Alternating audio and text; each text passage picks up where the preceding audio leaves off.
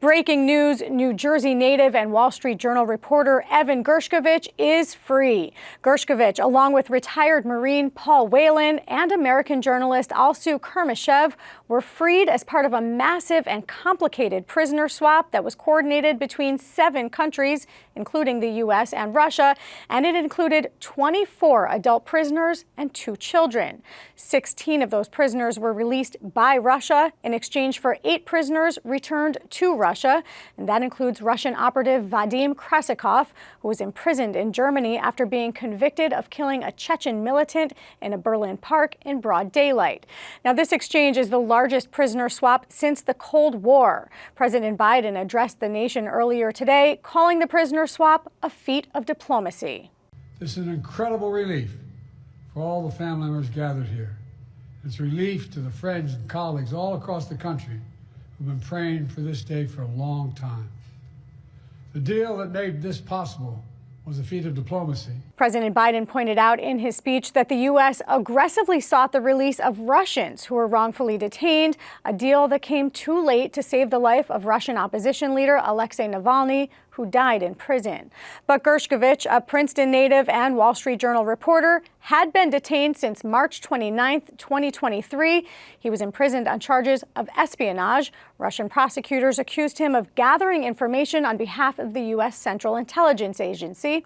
But he is now free. Here to talk about Evan, the prisoner swap, and what went into these negotiations is former U.S. ambassador to Russia during the Obama administration, Michael McFaul. Michael, it's so great to have you with us tonight. This is obviously historic news. It's the biggest prisoner swap that we've seen here in the U.S. since the Cold War. Just put into perspective, how big a deal is this? Well, it may be the biggest prison swap in the history of U.S., Russian, or Soviet relations ever. You just said since the Cold War. This may be bigger than anything during the Cold War. I can't think of, off the top of my head, something so complex involving so many different countries and so many different kinds of individuals being swapped, right?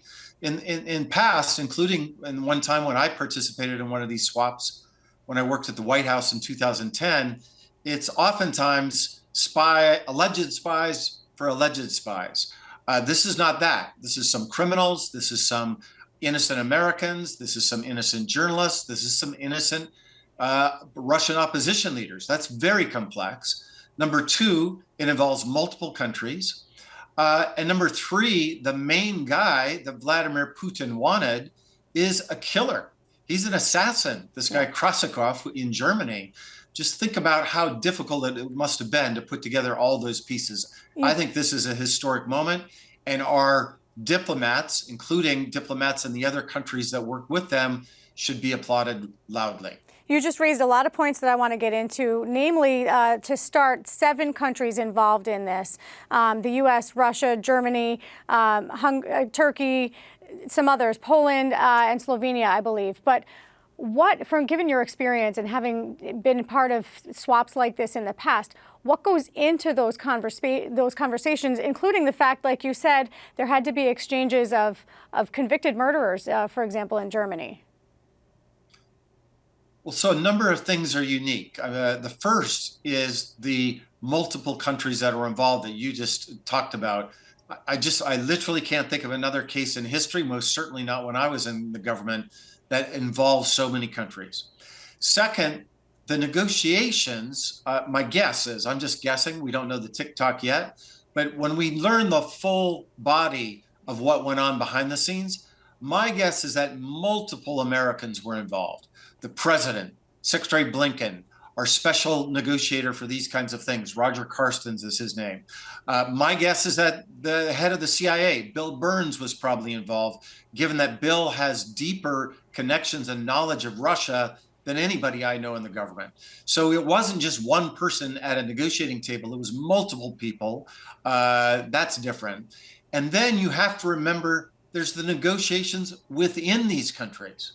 In 2010, when I was involved in the swap of spies, and I should keep saying alleged spies, right? Because some of them denied that they were, who were released from Russia.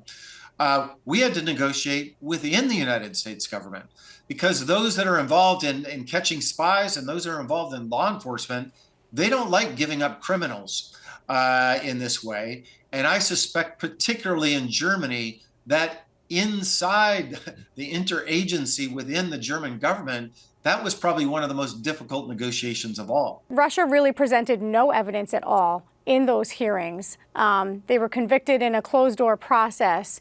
How much does that conviction now impact future journalists and the work that others want to do in that country, kind of holding governments accountable? Well, I'm glad you're underscoring. Evan was not a criminal. Also was not a criminal. These were journalists, American journalists, doing their job. And I can't prove this, but I have benefited from their journalism. I have many footnotes. I'm a professor, remember?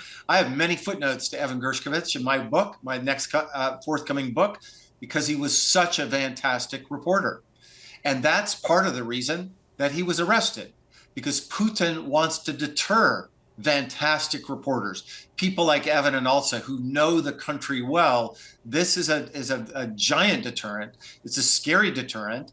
And that is another thing that tragically he accomplished by arresting them, that I think will make other journalists like them think twice before even working in Russia. Number one, many journalists now, Russians and with other countries, work outside of Russia because of those dangers. And two, it'll discourage especially the people that know Russia the best, because those are the people that Putin is the most afraid of. It's no accident that two of the best journalists who speak fluent Russian, who did fantastic investigative reporting, are two of those that were arrested and swapped today. As much as this is hailed as a victory, I just have to ask, in the short time that we have left, does this signal to other countries that detaining journalists, wrongfully accusing, imprisoning journalists or others, leads to them being able to get their people out of prison from around the world, really? Those are tough calls. They're bad incentives, no doubt. And having been part of a negotiation once, the upside versus downside of doing these swaps, those are very hard decisions that ultimately in our country goes directly to the President of the United States. I think in this case, the payoff is better than the downside. All these people are free now. Some very effective Russian opposition leaders now are free, are not going to die in jail like Alexei Navalny did. But these are tough calls. Yeah. I think for countries like Russia, my message is don't go to Russia. You should not be an American businessman working in Putin's Russia today. Best to be avoided at this time. Like you said, the upside, Evan Gershkovich coming back here to New Jersey to see his family, all those others freed, like you said. Michael McFaul, Senior Fellow at Stanford University, thank you so much for the time today.